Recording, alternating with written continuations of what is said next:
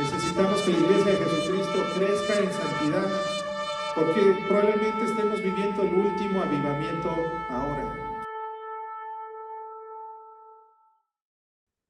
Les doy la más cordial bienvenida, como todos los días lunes, a este estudio llamado Un panorama breve del Antiguo Testamento con una perspectiva novotestamentaria, donde el día de hoy vamos a estar estudiando el 11º libro del Antiguo Testamento, que es el primer libro de Reyes, o la primera parte de Reyes, porque ahorita vamos a ver que es un solo libro. Y es la palabra de Dios que es viva y eficaz, más cortante que toda espada de dos filos, que penetra hasta partir el alma y los tuétanos y las coyunturas y discierne nuestros pensamientos y las intenciones de nuestro corazón. Es solamente a través de la lectura y la meditación en la palabra de Dios que podemos nosotros crecer no solamente en conocimiento, porque eso sería meramente intelectual, sino también crecer espiritualmente para llegar a niveles mayores de santidad, porque tenemos un Dios que es santo, santo, santo, como veremos cuando estudiemos el profeta Isaías. Es un Dios 3 veces santo que demanda justicia y rectitud, obediencia, porque ciertamente Él es el creador y nosotros somos hechura de Él. Y estamos estudiando el Antiguo Testamento en este estudio porque es a través del Antiguo Testamento que nosotros podremos comprender con mayor profundidad las lecciones del Nuevo Testamento, las cartas de los apóstoles, los evangelios de Jesucristo, el libro de los Hechos de los Apóstoles, todo este nuevo pacto en el que tú y yo vivimos viene de aquí, de este pacto, del antiguo pacto. Por eso las lecciones que hay ahí siguen estando vigentes para nosotros, no así las leyes ceremoniales, ¿verdad? Ahora nosotros estamos bajo la gracia, como desde el Antiguo Testamento siempre ha sido la gracia de Dios, un regalo inmerecido, pero era necesario para la nación de Israel que Dios le mostrara a través de la ley y de los profetas su nivel tan alto de santidad que sigue demandando hoy en día para ti, para mí.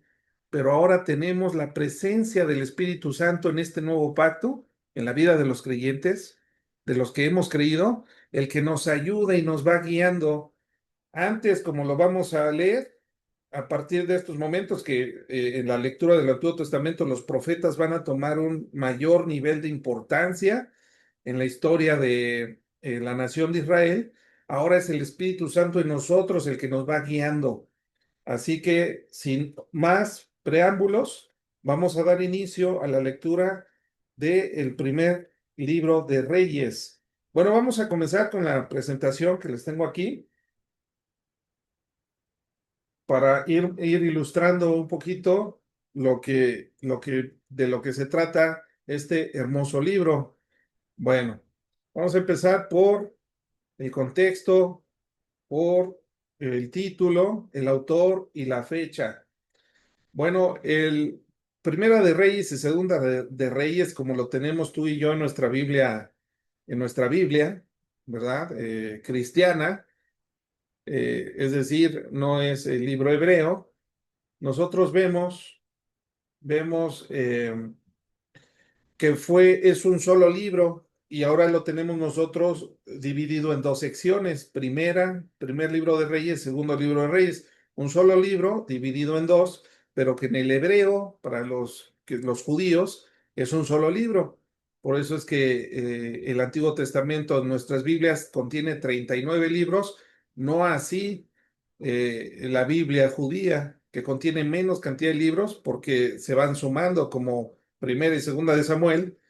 Es un solo libro llamado Samuel. Reyes, para ellos es un solo libro, nosotros tenemos dos. Lo mismo va a suceder con Crónicas. ¿Quién lo escribió? Bueno, no hay certeza plena y total del autor del libro de Reyes, pero la mayoría de los eruditos, de los teólogos, consideran o sugieren que probablemente fue el profeta Jeremías quien recopiló lo que se narra en este libro. Y primera parte del libro de Reyes o Primera de Reyes abarca un periodo de aproximadamente 125 años de historia. ¿Por cómo lo sabemos? Bueno, porque el mismo libro narra los reyes que gobernaron en este periodo y da la duración del reinado de cada uno de los reyes que presenta esta primera parte o este primer libro de Reyes. Em, Continuamos aquí en la presentación y vamos a ver el periodo histórico que es cubierto. Bueno, cubre desde el reinado de Salomón, el inicio del reinado de Salomón, que es el hijo de David, el hijo que tuvo David con Betsabé, Salomón, hasta el reinado de Ocosías. En este lapso, eh, evidencia la transición y la culminación del Reino Unido de Israel y su posterior división. Sabemos nosotros que el reino era uno solo, la nación de Israel, que abarcaba las 12 tribus de Israel, un territorio geográficamente establecido por Dios a Moisés y reiterado, como lo estudiamos en Josué, donde había fronteras de todo el territorio que Dios le estaba dando a esta nación para que fuera una nación o un territorio donde prosperaran y hubiera bendiciones sobre de ellos. Sabemos que este pacto, el pacto palestino llamado así en la teología, estaba supeditado a la obediencia, es decir, a un pacto condicional. Dios les daría bendiciones a cambio de obediencia o vendrían maldiciones sobre ellos en caso de desobediencia de qué? De los estatutos y los mandamientos que Dios estableció por medio de el más grande de los profetas hoy en día para los judíos, que es Moisés. Entonces, em, se divide este reino y es lo que vamos a ver, se divide por la transgresión de Salomón. Entonces, todo este territorio viene más adelante, lo puse en un mapa, cómo se divide en dos partes, la región del norte y la del sur. A la región del norte o al reino del norte también algunos se confunden porque también se le llama Israel, como en el reinado de David, que era el territorio completo, pues es la nación de Israel, pero el reino del norte, la parte de arriba, también se le conoce como Israel, y a la del sur como Judá. Y eso lo tenemos que tener claro porque si no, de aquí en adelante, reyes, crónicas y todos los profetas, si no lo tenemos claro este detalle, nos vamos a empezar a confundir, ¿verdad? Y Jesús es el rey de la tribu de Judá. Bueno, ¿por qué? Espero que el día de hoy podamos resolver nosotros esa duda, ¿verdad? Bueno, el libro de Primera de Reyes es una continuación histórica de los acontecimientos que ocurrieron y que se registran en Segunda de Samuel.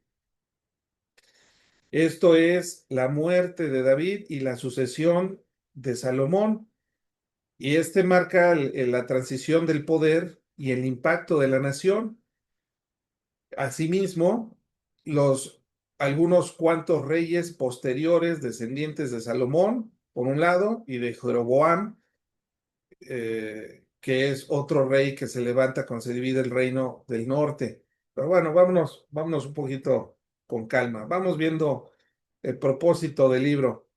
Como lo puse aquí en esta presentación, no es solamente ser un relato histórico de los acontecimientos en la nación de Israel, unificado y su posterior división, sino también el autor ofrece un comentario sobre las cuestiones espirituales que afectaron el destino de esta nación y que tú y yo conocemos.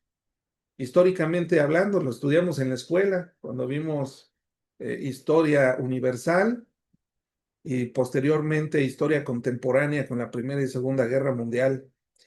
Bueno, esto busca entender y juzgar las acciones que marcaron el rumbo de esta nación en la historia, no solamente de la Biblia, porque también son hechos históricos registrados en los libros de historia universal. Son cosas que acontecieron y que fueron reales. Bueno, vamos a continuar viendo cómo podemos nosotros bosquejar el libro y de manera muy general podemos dividirlo en dos partes.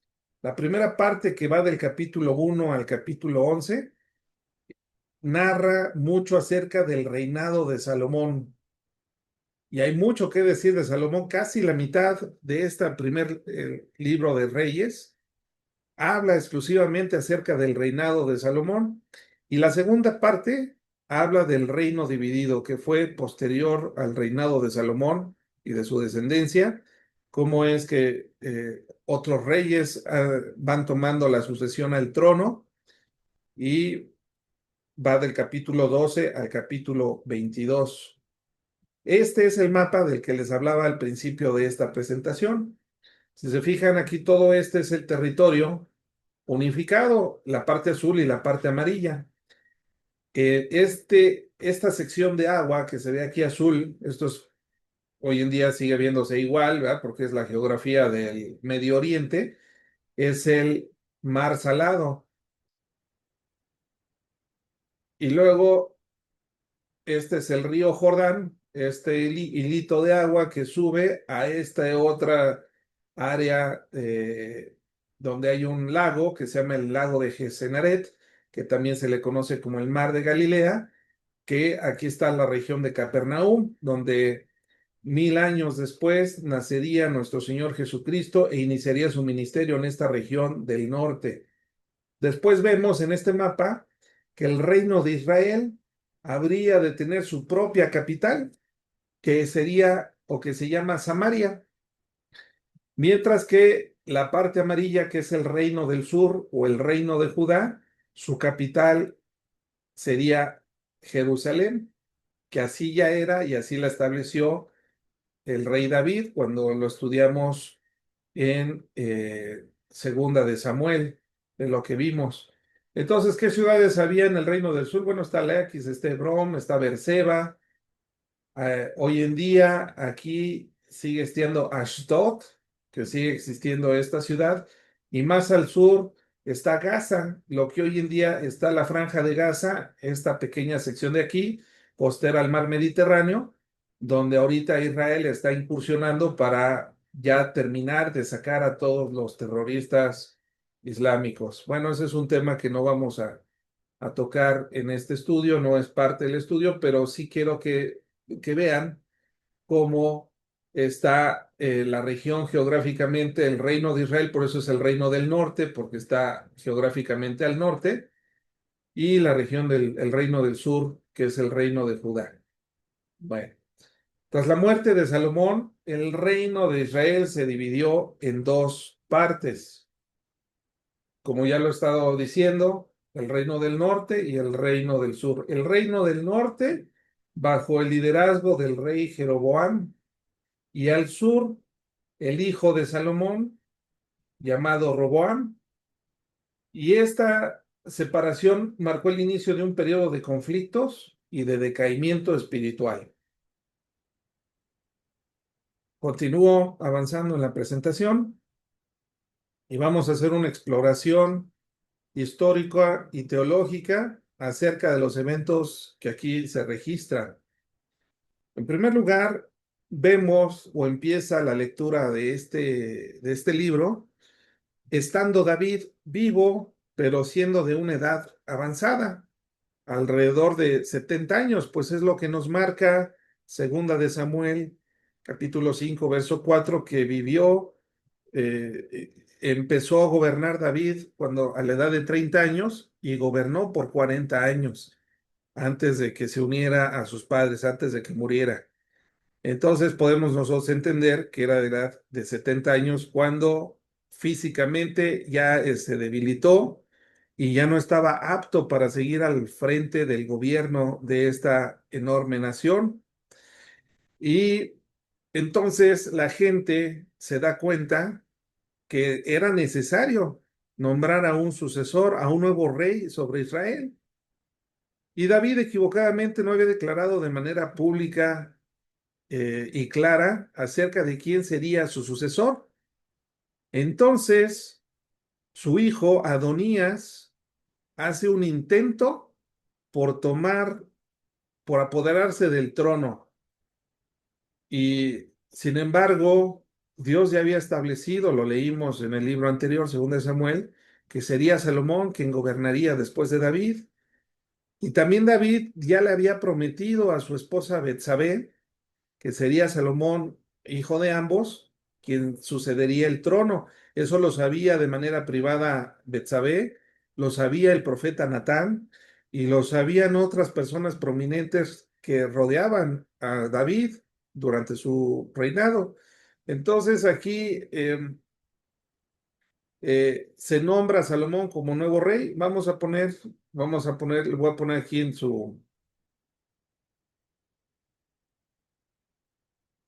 voy a poner aquí en pantalla la Biblia para que lo podamos nosotros ver. Vamos a leer nada más el capítulo 1. Vamos a ver del verso 32 al 40, para que nos dé tiempo. Dice así: Entonces Betsabé se inclinó ante el rey con su rostro a tierra, haciendo reverencia al rey.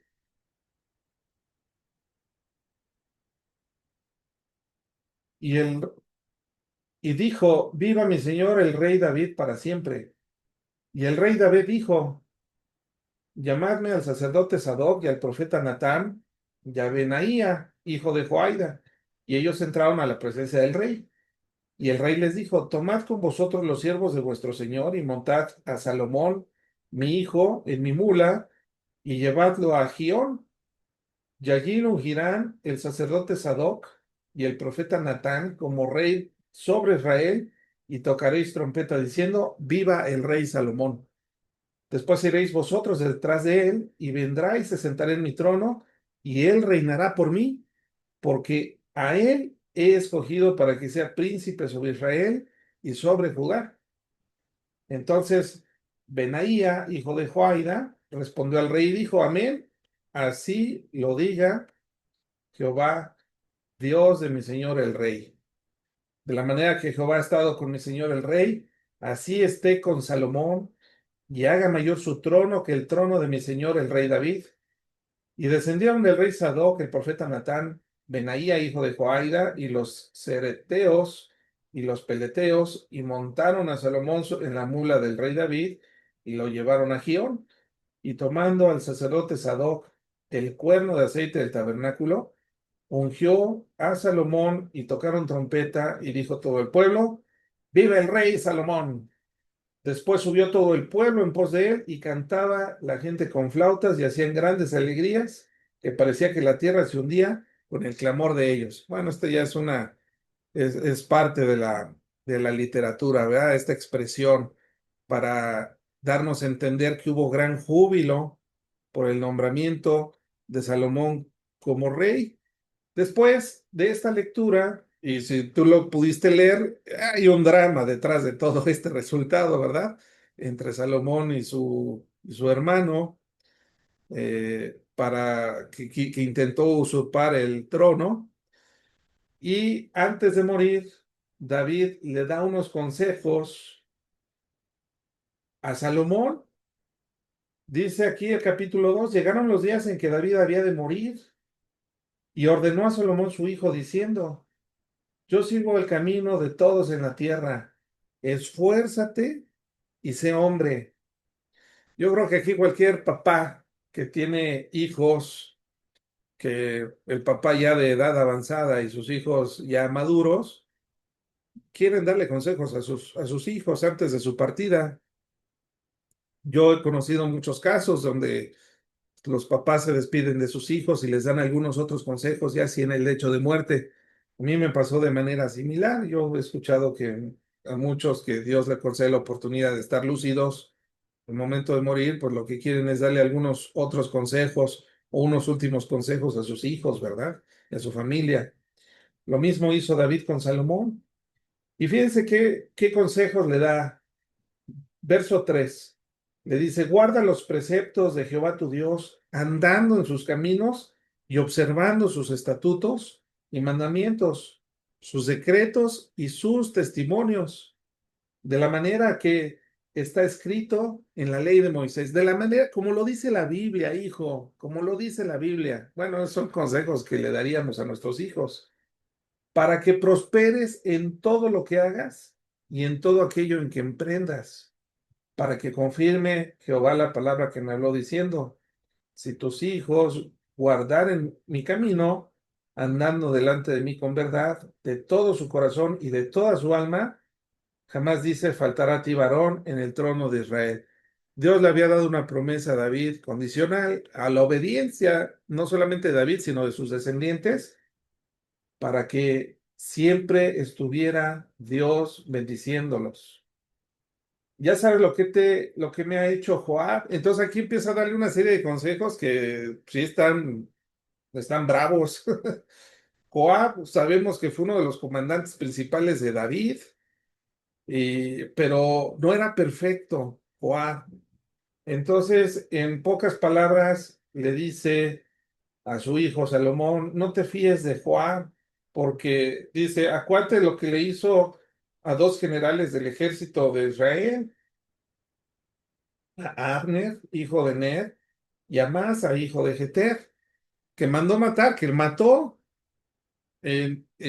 no haciendo caso a las órdenes de David, y David se dolió por la muerte de estas dos grandes generales de su ejército, y también Joab mata al hijo de David que lo estaba persiguiendo. Todo esto lo estudiamos en el libro anterior, Segunda de Samuel. Dice, tú pues harás conforme a tu sabiduría, no dejarás descender sus canas al Seol en paz. No te fíes de Joab. Cuando llegue el momento y lo consideres en tu sabiduría, pues deshazte de él, ¿no? Porque ya había visto a David, lo conocía. Y luego dice, mas a los hijos de Barzillai, Galadita, harás misericordia, que sean convidados a tu mesa, porque ellos vinieron de esta manera a mí cuando iba huyendo de Absalón, tu hermano. También tienes contigo a Simei, hijo de Gera, hijo de Benjamín, de Baurim, el cual me maldijo con una maldición fuerte el día que yo iba a Mahanaim, mas él mismo descendió a recibirme al Jordán, y yo le juré por Jehová diciendo, yo no te mataré a espada, pero ahora no lo absuelvas, pues hombre sabio eres y sabes cómo debes hacer con él, y harás descender sus canas con sangre al Seol. Son los consejos fuertes, pero son consejos de un rey que está por morir al nuevo rey que lo va a suceder. Yo no juzgaría la sabiduría de David y los consejos que le dio. Y en el verso 10 dice que David durmió con sus padres y fue sepultado en su ciudad. Bueno, eh, continuamos nosotros viendo cómo David le da unos consejos y Salomón hace conforme a los consejos de su padre, elimina a sus adversarios, eso no lo voy a leer, pero viene a partir de aquí del verso 12 hasta el 46, todo como Salomón, siendo muy joven, como llega al trono, hace con mucha sabiduría, siguiendo los consejos de su padre, eliminando a sus adversarios. Y luego vemos en el capítulo 3 algo impresionante, y eso es para que nosotros hagamos lo mismo, ¿verdad? Dice que Salomón, dice el capítulo 3 a partir de el verso 4 dice, e iba el rey a Gabaón, porque aquel era el lugar alto principal, y sacrificaban allí 1000 holocaustos, sacrificaba Salomón sobre el altar. Y se le apareció Jehová a Salomón en Gabaón una noche en sueños, y le dijo Dios, pide lo que quieras que yo te dé. Y fíjense lo que pide Salomón. Y dijo Salomón, y Salomón dijo, tú hiciste gran misericordia a tu siervo David mi padre, porque él anduvo delante de ti en verdad, en justicia y con rectitud de corazón para contigo, y tú le has reservado esta tu gran misericordia, en que le diste hijo, en que se sentase en su trono, como sucede en este día. Ahora pues, Jehová, Dios mío, tú me has puesto a mí, tu siervo, por rey, en el lugar de David mi padre. Yo soy joven y no sé cómo entrar ni salir, y tu siervo está en medio de tu pueblo, el cual tú escogiste, un pueblo grande, que no se puede contar ni numerar por su multitud.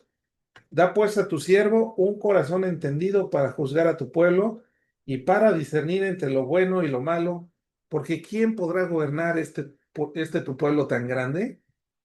Y agradó delante del Señor que Salomón le pidiese eso. Y le dijo Dios: ¿por qué has demandado esto y no pediste para ti muchos días, ni pediste para ti riquezas, ni pediste la vida de tus enemigos, sino que demandaste para ti inteligencia para oír juicio? He aquí lo he hecho conforme a tus palabras, y he aquí que te ha dado un corazón sabio y entendido, tanto que no ha habido antes de ti otro como tú, ni después de ti se levantará otro como tú. Y aún te he dado las cosas que no me pediste, riquezas y gloria, de tal manera que entre los reyes ninguno haya como tú en todos tus días. Y si anduvieses en mis caminos, guardando mis estatutos y mandamientos, como anduvo David tu padre, yo alargaré tus días. Entonces aquí se viene Salomón pide algo nada egoísta para él. Señor, dame sabiduría para gobernar. Yo creo que eso, los que están jovencitos, que están en este estudio, es algo que deberían de pedirle, y los que ya no estamos tan chavitos, también seguirle pidiendo a Dios inteligencia y sabiduría para conducirnos en esta vida, para ser personas de bendición para otros y para que podamos honrar. Salomón pidió esto y Dios se lo concedió. Y tal fue la sabiduría de Salomón, que no hubo otro como él sobre la tierra, y dijo Dios, ni después de él levantaría a otro como él. Eso es algo maravilloso. Vamos a continuar con la presentación y vamos a seguir viendo qué es lo que está aconteciendo en esta narrativa. Dice que Salomón, la fama de Salomón fue grande, se extendió por todo el mundo antiguo y construyó, edificó el templo de Dios. Pero antes de llegar al templo de Dios, es necesario que veamos nosotros cómo Dios se hizo famoso por su sabiduría. Vamos a verlo aquí en el capítulo 4, cómo queda documentado y cómo hay testigos que testifican acerca de su sabiduría. Aquí en el capítulo 4, versos, vamos al 29. Dice, y Dios dio a Salomón sabiduría y prudencia muy grandes, y anchura de corazón como la arena que está a la orilla del mar. Era mayor la sabiduría de Salomón que la de todos los orientales y que toda la sabiduría de los egipcios. Aún fue más sabio que todos los hombres, más que Tan, Esaraíta, y que Emán, Calcol y Darda, hijos de Mahol, y fue conocido entre todas las naciones de alrededor. Y compuso 3000 proverbios, y sus cantares fueron 1005. También disertó sobre los árboles, desde el cedro del Líbano hasta el hisopo que nace en la pared. Asimismo, hizo muchas cosas porque era un hombre muy sabio. Salomón se extendió la fama por el mundo antiguo. Y fíjense lo que dice aquí en el verso 25. Y Judá e Israel, porque el reino todavía no se había dividido, dice, y Judá e Israel vivían seguros, cada uno debajo de su parra y debajo de su higuera, desde Dan hasta Beerseba, todos los días de Salomón. Fíjense cómo la sabiduría o el corazón noble de un hombre que puso por encima eh, las prioridades de Dios por encima de las propias, no solamente fue de bendición para su vida de Salomón, sino también fue de bendición para todos aquellos que estaban bajo su liderazgo. Así que todos los papás que están aquí, es tu responsabilidad, así como es la mía en mi casa, que seamos hombres temerosos de Dios para que esa bendición no solamente sea de Dios hacia nosotros, sino la extendamos en nuestro reino, ¿verdad? Que es nuestra casa. y todos los que están sobre los que Dios nos ha puesto bajo liderazgo y que algún día rendiremos cuentas delante de Él. Bueno, así fue Salomón y toda la nación fue bendecida por Él. Eh, y ahora sí, continuamos en la presentación. Vemos entonces que Salomón edificó un templo majestuoso, un templo increíble. Si ustedes leen el capítulo 4 de, no, es el capítulo 6 y ven cómo se edifica el templo. Salomón edificó un templo para Dios que a David su padre quería edificar, pero por ser un hombre de guerra Dios no lo permitió, sino que sería a través de Salomón la construcción de este templo. Y es un templo majestuoso, muy ostentoso, porque Salomón se hizo además muy rico y tenía oro para aventar para arriba, ¿verdad? Entonces lo hizo con maderas preciosas y oro. Pues, fue revestido el templo que construyó Salomón. Vamos a ver la Biblia, así nada más algunos versículos en el capítulo 6. Si tienes ahí tu Biblia, pues me puedes ir siguiendo. Capítulo 6, vamos a partir del verso 11. Dice, y vino palabra de Jehová a Salomón diciendo, con relación a esta casa que tú edificas, si anduvieres en mis estatutos e hicieres mis decretos y guardares todos mis mandamientos andando en ellos, yo cumpliré contigo mi palabra que hablé a David tu padre, y habitaré en medio de los hijos de Israel, y no dejaré a mi pueblo Israel. Así pues, Salomón labró la casa y la terminó. Y luego vamos a brincarnos al 21.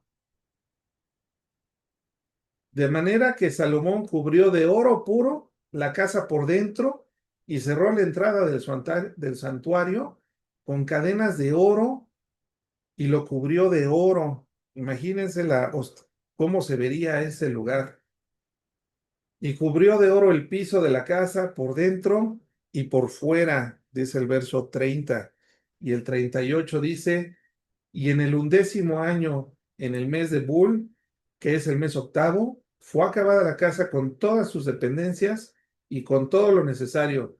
La edificó pues en 7 años. 7 años, cientos de personas, artífices y especialistas de todas las especialidades de la construcción, del manejo de oro, de maderas, de todo, en 7 años la construyeron, imagínense. No solamente hizo eso Salomón, sino que Salomón construyó más cosas, entre ellas su casa. Dice que después edificó Salomón su propia casa en 13 años y la terminó toda. Y yo me pongo a pensar, aunque no lo dice la Biblia, pues si el templo que quedó majestuoso, impresionante, lo terminó en 7 años y su casa, la que se hizo para él se tardó 13 años, pues yo quiero pensar que si lo hacemos una regla de tres, pues su casa ha de haber quedado también increíblemente ostentosa y bonita, ¿verdad? Y también hizo una casa para su esposa, que por cierto, ustedes leyeron que fue hija, era la hija de un faraón egipcio, su primera esposa, ¿verdad? Eh, y nosotros vemos cómo Salomón, después de construir este templo y otras construcciones, lleva el arca del pacto, y la instala dentro del templo. Eso lo vemos en el 8, capítulo 8. Primer versículo dice, entonces Salomón reunió ante sí en Jerusalén a los ancianos de Israel y a todos los jefes de las tribus y a los principales de las familias de los hijos de Israel para traer el arca del pacto de Jehová de la ciudad de David, la cual es Sión. La ciudad de David, la ciudad de David era dentro de la misma ciudad de Jerusalén. Al sur de esta ciudad fortificada estaba lo que se conoce la ciudad de David. Pues lo que hizo Salomón fue sacar el arca de Sión, la ciudad de David, y transportarla una distancia no tan grande hasta el templo, donde hoy en día está la cúpula dorada, ahí en Jerusalén. Ahí estaba anteriormente edificado el templo de Salomón. Entonces, usted lo puede buscar en internet, Ciudad de David, para que veas, no puse una fotografía pero para que más o menos tengas idea de lo que está narrando la Biblia, porque todo esto pues son eventos históricos. Y después de esto David la dedica al templo, y fíjense qué hermosas palabras vienen aquí en el verso 22. Salomón está orando, dice así.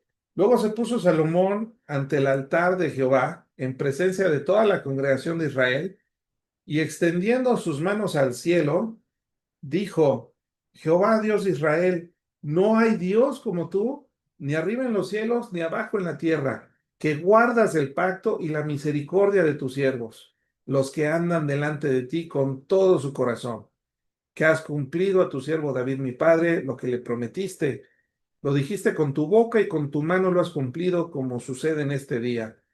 Ahora pues, Jehová Dios de Israel, cumple a tu siervo David mi padre lo que le prometiste, diciendo, no te faltará varón delante de mí que se siente en el trono de Israel, con tal que tus hijos guarden mi camino y anden delante de mí, como has andado delante de mí. Ahora pues, oh Jehová Dios de Israel, cúmplase la palabra que dijiste a tu siervo David mi padre. Vamos a dejar la lectura hasta aquí, porque es una dedicación hermosa del templo. Y luego si nos brincamos hasta el verso 54, dice, cuando acabó Salomón de hacer a Jehová toda esta oración y súplica, se levantó de estar de rodillas delante del altar de Jehová con sus manos extendidas al cielo. Y puesto en pie, bendijo a toda la congregación de Israel, diciendo en voz alta, bendito sea Jehová que ha dado paz a su pueblo Israel, conforme a todo lo que él había dicho. Ninguna palabra de todas sus promesas que expresó por Moisés, su siervo, ha faltado. Qué maravilloso, ¿verdad? Qué hombre espiritual era Salomón. Sin embargo, la Biblia es muy honesta en todas sus narraciones y no trata de decirnos que todo salió perfecto, al contrario, no esconde los pecados y las debilidades de aquellos que Dios impulsó para hacer grandes cosas, como no encubrió el pecado de David con Betsabé y el asesinato de su esposo Urías. Tampoco encubre el pecado de Salomón, y aquí en el capítulo 10 vemos el fracaso espiritual de Salomón. Claro, esto fue pasando el tiempo y bajo algunas circunstancias que a continuación vamos a ver. Dice el verso 14 del capítulo 10. El peso del oro que Salomón tenía de renta cada año era de 666 talentos de oro. Si alguien me puede buscar en el chat cuánto equivale en kilos 666 talentos de oro, se lo voy a agradecer si lo escribe en el chat. Pero fíjense, eso era lo que recibía Salomón cada año de renta. Ya quisiéramos tener una propiedad donde nos dieran ese pago, ¿verdad? Como pago de renta de cada año. Entonces, si cada año recibía tales cantidades de oro, imagínense pues cuánto riqueza llegó a juntar el rey Salomón. Después viene en el capítulo 11. Voy a seguir. Estos son antecedentes de su caída. Fíjense lo que dice el capítulo 11, los primeros tres capítulos. Pero el rey Salomón amó, además de la hija de Faraón, a muchas mujeres extranjeras. Y eso era gravísimo. Ahorita vamos a ver por qué. Porque dice, amó a mujeres extranjeras, y el autor no duda en poner este adjetivo calificativo que está calificando a estas mujeres que amó Salomón como personas extranjeras. Y si eran extranjeras, entonces tenían otros usos y costumbres, otra religión y otras cosas muy diferentes, ¿verdad? Dice, a las de Moab. A las de Moab ya vimos que pues, no eran judíos. Entonces, dice 22 toneladas de oro, 22,644 kilos de oro. Imagínense, 22 toneladas de oro recibía como renta. Gracias, gracias mi hermano, hermana, no sé quién lo escribió aquí en el chat. Imagínense 22 toneladas de oro, dice 2,5 millones el peso de un talento, aproximadamente 34 kilos. Y aquí eran 666, ¿verdad? Talentos de oro, lo que leímos. ¿Cuánto recibía de renta, no? Salomón, es impresionante. Gracias por la información. Eh, pero fíjense, además de todo el oro que se estaba haciendo Salomón, amó a muchas mujeres extranjeras, a las de Moab, a las de Amón, a las de Edom, a las de Sidón y a las eteas, pueblos que eran enemigos de Dios, que debió haber exterminado la nación de Israel cuando entró a tomar posesión. Nosotros hemos estado viendo que fracasó la nación de Israel en esta misión que era relativamente sencilla porque Dios estaba con ellos y lo hubieran podido lograr si hubieran sido obedientes. Dice el verso 2 nos la aclara, gentes de las cuales Jehová ha dicho a los hijos de Israel, no os llegaréis a ellas ni ellas se llegarán a vosotros, porque ciertamente harán inclinar vuestros corazones tras sus dioses. A estas pues se juntó Salomón con amor. Y fíjense nomás qué barbaridad. Y tuvo 700 mujeres reinas y 300 concubinas y sus mujeres desviaron su corazón. Esto es algo impresionante, mis hermanos, porque tenía 1,000 mujeres este hombre y junto con estas 1,000 mujeres, 1,000 suegras, ¿no? Entonces todo eso lo hacía todavía más difícil. Pero Salomón hizo lo que no era correcto hacer, dice el verso 6. E hizo Salomón lo malo delante de los ojos de Jehová. Aquí lo aclara el Espíritu Santo, ¿va? Que inspiró al autor y nos aclara. Salomón hizo lo malo delante de los ojos de Jehová y no siguió cumplidamente a Jehová como David su padre. David lo hizo mucho mejor que Salomón, aunque falló por el pecado de Betsabé y la muerte de Urías, su esposo de Betsabé, pero salvo ese pequeñísimo, gran, enorme detalle, David se enderezó, ¿verdad? O sea, no solamente pecó, sino que se arrepintió y después de haber pecado continuó su trabajo haciendo las cosas como Dios le agradaba. Eso es lo que produce el verdadero arrepentimiento en la vida de todo creyente. Un verdadero creyente que ama a Dios y se equivoca como todos nos equivocamos, se arrepiente. Y el arrepentimiento no solamente es confesar su pecado, sino dolerse por su pecado, apartarse de su pecado y seguir un camino muy diferente al que estaba siguiendo cuando pecó. Eso es lo que nos pide Jesucristo. Eso se llama ser pobre en espíritu, es decir, humilde para reconocer nuestra condición. Y el rey David, siendo rey, era muy humilde, ¿verdad? Y reconocía sus transgresiones. Y en el verso 9 dice, y se enojó Jehová contra Salomón por cuanto su corazón se había apartado de Jehová, Dios de Israel, que se le había aparecido 2 veces. O sea, Dios en 2 ocasiones había hablado con Salomón y ni con eso tuvo él el temor para apartarse, ¿verdad? De Dios. Y dice, y le había mandado acerca de esto, que no siguiese a dioses ajenos, mas él no lo guardó, lo que le mandó Jehová. Esto es pecado, ¿eh? No desobedecer a Dios es pecado, es pecaminoso. Y dijo Jehová a Salomón, por cuanto ha habido esto en ti, y no lo has guardado, y no has guardado mi pacto y mis estatutos que yo te mandé, romperé de ti el reino y lo entregaré a tu siervo. Sin embargo, no lo haré en tus días por amor a David tu padre, lo romperé de la mano de tu hijo. Y nosotros leemos más adelante que su hijo se llamó Roboam y fue de la mano de su hijo Roboam que se rompe el reino. Pero antes de pasar a Roboam, me gustaría hacer una reflexión teológica de lo que estudiamos en Deuteronomio 17 a partir del verso 16. Bueno, vamos a ponerlo desde antes. Dice así. Deuteronomio 17.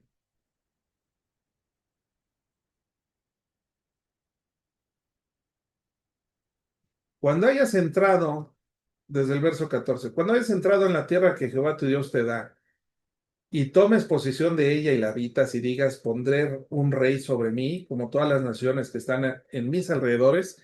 Eso lo vimos en Primera de Samuel, capítulo, me parece que fue el 4 o el 5. Bueno, cuando, cuando quieras poner rey sobre mí, como todas las naciones que están a mis alrededores, ciertamente pondrás por rey sobre ti al que Jehová tu Dios escogiere. De entre todos tus hermanos pondrás rey sobre ti. No podrás poner sobre ti un hombre extranjero que no sea tu hermano. Pero fíjense lo que dice aquí. Pero él, este rey, no aumentará para sí sus caballos, ni hará volver al pueblo a Egipto con el fin de aumentar caballos, porque Jehová os ha dicho, no volváis nunca por este camino, ni tomará para sí muchas mujeres, para que su corazón no se desvíe, ni plata ni oro amontonará para sí en abundancia. ¿Qué hizo Salomón? Pues desobedeció todo lo que establecía aquí la ley de Moisés, desde el verso 16, 17, empezando que se casó con la mujer de Faraón. Después aumentó sus caballos y tomó muchas mujeres para sí y lo desviaron. Bueno, fíjense, Dios había advertido que no hiciera todas estas cosas porque tendría consecuencias. Nosotros no podemos argumentar con Dios. Dios es sabio y sus mentes y sus pensamientos, dice la Escritura, están muy por encima de los nuestros. A veces, aunque no nos guste, aunque no entendamos la voluntad de Dios, debemos de saber que Él es el Dios Todopoderoso y todo lo que Él quiere para nosotros no es que estemos amargados, ¿verdad? No es que no quiere que disfrutemos la vida, simplemente Él conoce que no todas las cosas son buenas y por qué no son buenas y cuál es la consecuencia de todas esas acciones que Él prohíbe. Salomón a lo mejor en su sabiduría se sintió muy sabio, no lo sé, yo ya estoy especulando, ¿verdad? A lo mejor él en su sabiduría pensó que a lo mejor ahí se había equivocado en esos puntos el Señor, o lo hizo con toda la intención. Cualquiera de las dos cosas es pecado. Dios había advertido que no se multiplicaran los caballos, la plata ni las mujeres, porque el caballo era una representación del poderío militar de una nación. Por ejemplo, Rusia, trayéndolo al contexto actual, Rusia, pues siempre antes de la guerra con Ucrania pensábamos, no, hombre, Rusia, con todo el ejército, los tanques y todo hoy en día que tiene Rusia, pues quién, después de Estados Unidos, ¿quién se puede poner contra Rusia? Y de repente vemos el conflicto en Ucrania y dije, no, hombre, los van a hacer pedazos, pero en 3 días. Para mi sorpresa, pues ya lleva ya bastante tiempo el conflicto. Parece ser que ya se está terminando, pero no fue así como que tan fácil, ¿verdad? Entonces, ¿qué lo hizo a Vladimir Putin aventarse a tener un conflicto con Ucrania y decir, no, yo en 3 días voy a hacerme todo el territorio ucraniano? Pues su fuerza militar. A lo mejor no son caballos, pero sí es parte de sus tanques, de la representación de su poderío militar. Yo creo que un tanque de guerra equivale hoy en día a un tanque de guerra, ¿verdad? En la antigüedad un caballo causaba tanto daño como un tanque hoy en día. Pero Dios no quería que los reyes aumentaran de muchos caballos porque ellos iban a sentirse independientes de Dios para ganar las victorias. Y Dios quería que dependieran por fe en Él. Ahora, la plata y el oro también eran, estas riquezas favorecían a, a la independencia de Dios. Una persona, cuando se siente con mucho dinero, ay, me gané la lotería. Lo primero que hace es dejar de ir a la iglesia. Si era una persona que se decía ser cristiana y no estaba consagrada, lo primero que hace es irse de vacaciones un año a viajar por todo el mundo y a disfrutar la vida en alcohol, en drogas, con mujeres, derrochando el dinero. ¿Cuántas historias no lo hemos visto así? De a lo mejor hombres que formaron un patrimonio y luego mueren, heredan los hijos y los hijos lo despilfarran en muy poco tiempo, ¿verdad? O personas que ganan la lotería. Bueno, Dios tampoco quería que se hicieran muchas riquezas para que no sintiera esa independencia de Dios. No son malas las riquezas, pero ciertamente nos contaminan y nos hacen, las elevamos solitos, nosotros las elevamos a nivel de Dios, si no es que más arriba, ¿verdad? Para depender de ellas. Por eso no es bueno que, aunque tengas ahorros en el banco, que sientas que eso es lo que te va a ayudar a salir adelante en el futuro ante cualquier crisis. Nosotros como creyentes tenemos que depender de Dios. Es lo que Dios quería en estos versículos de Deuteronomio 17, versos 16 y 17. Después muchas mujeres, Dios lo dijo en Deuteronomio 17:17 y también lo leímos ahorita en Primera de Reyes, el tener muchas mujeres y además que no eran de, de israelitas, pues estas mujeres traían con ellas pues costumbres, ídolos de sus pueblos.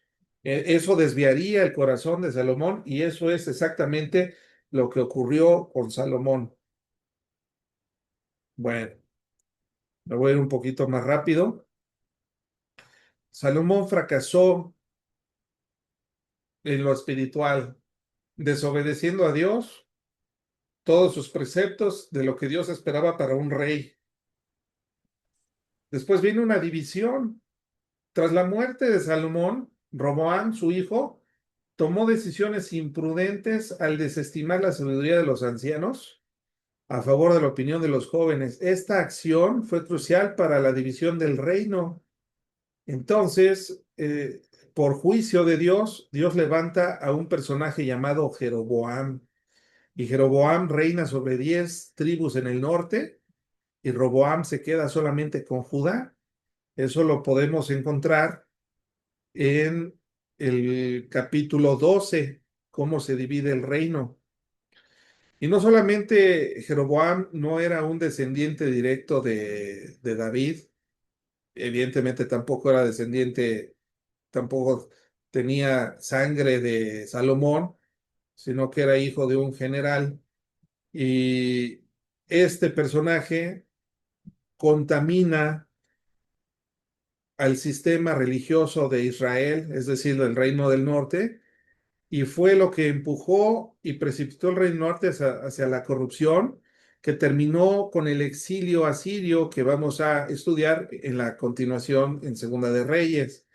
Todo esto que herencia de Jeroboam hace que Israel decaiga. Sin embargo, los descendientes de Roboam tampoco lo hicieron muy bien. No fue sino hasta el bisnieto de David, donde el primer rey después de David, que hace las cosas durante toda su vida de manera como a Dios le agradaba, ¿verdad? Hay un,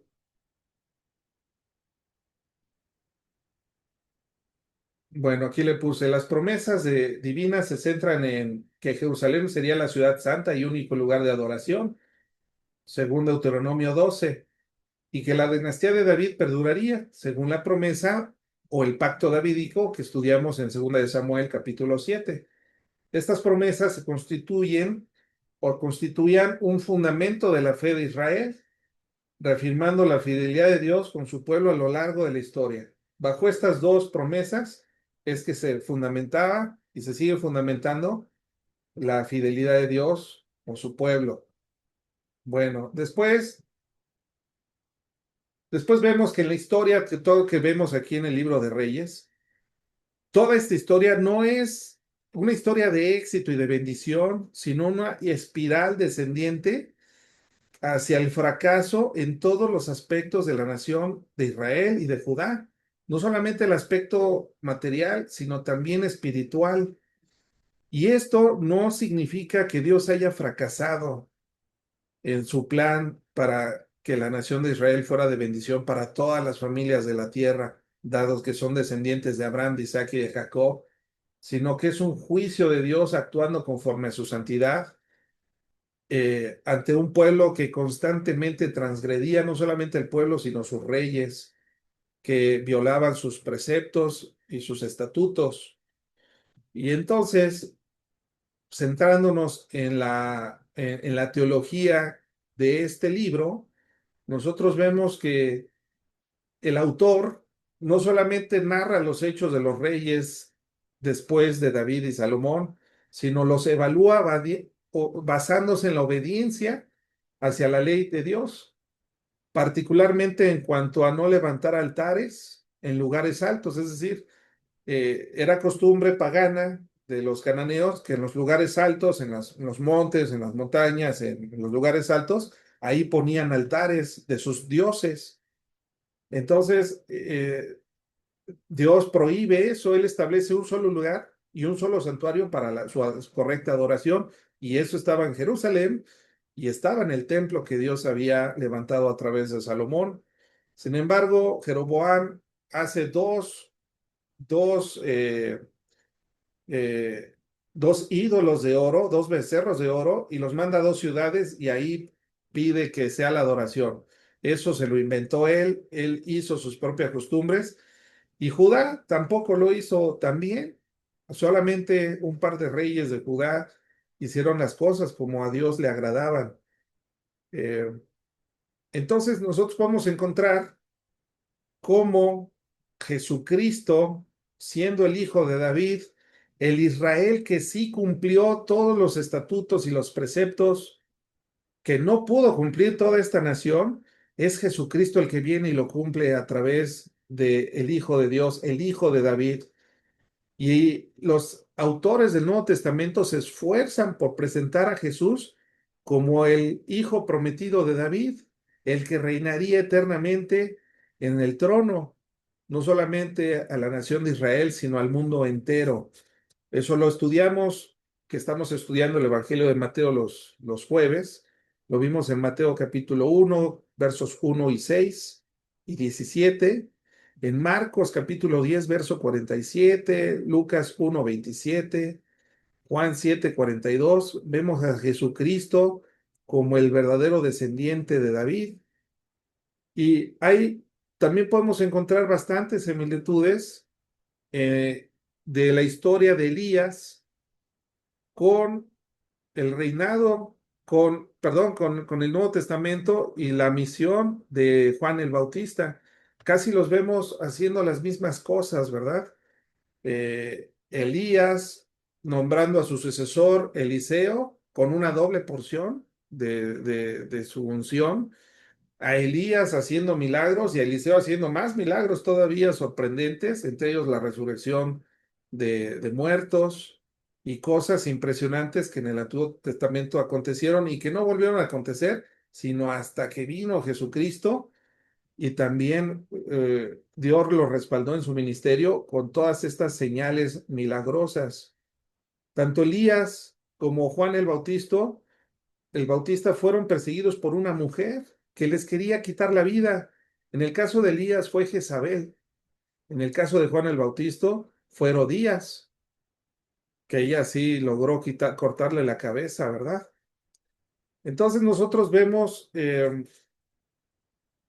muchas, una perspectiva cómo Dios conformando la historia, apuntando hacia la cruz y nuestra necesidad de tener a Jesucristo como el verdadero Israel que cumpliría de manera perfecta los estatutos y los preceptos de Dios, para que siendo perfecto, Él entonces entregara su vida en una cruz, para que ese Israel y a través de ese nuevo Israel, representado por Jesucristo, fueran benditas todas las familias de la tierra. Y hoy en día tenemos gente bendecida con la esperanza de la salvación, con la renovación de su Espíritu Santo, la regeneración, mejor dicho, de su Espíritu por medio de la obra poderosa del Espíritu Santo en ellos. Y ahora nosotros hemos sido insertados en esta nación como también participantes de todas las bendiciones espirituales que Dios le dio y le seguirá dando a esta hermosa nación de Israel.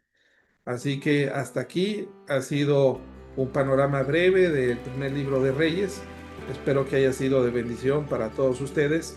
Les recomiendo y los encomino y los animo a que sigan leyendo la Biblia, porque ciertamente este es un sobrevuelo a 33,000 pies de altura, pero es necesario que lo lean para que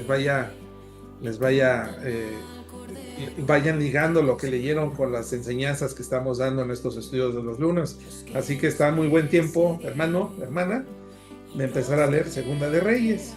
Vea cuántos capítulos son y divídanlos de manera tal que pueda usted cubrir sin prisa la lectura para antes de la próxima clase dentro de 8 días, si Dios nos lo permite. Oremos, mis hermanos. Padre Santo, en el nombre de Jesús, te damos gracias, Señor, por tu palabra. Bendice a cada familia, a cada persona aquí representada, para que ellos puedan también conocerte más y mejor, tu amor, tu misericordia, tu compasión, pero también el juicio, tu ira cuando hacemos las cosas que no te agradan, Señor.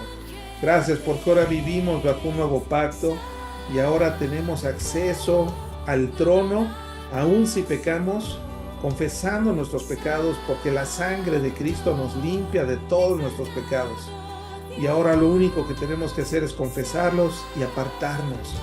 Gracias por este nuevo pacto y esta salvación tan grande que tú has puesto en todas las familias del mundo. Oro, Señor, para que cada personita aquí firmada sea un evangelista que pueda llevar las buenas noticias a todos aquellos que no te conocen como deberían conocerte, que es a través de Cristo y a través de tu palabra, Señor. Bendícenos y guárdanos para tu gloria en el precioso nombre de Cristo Jesús. Amén.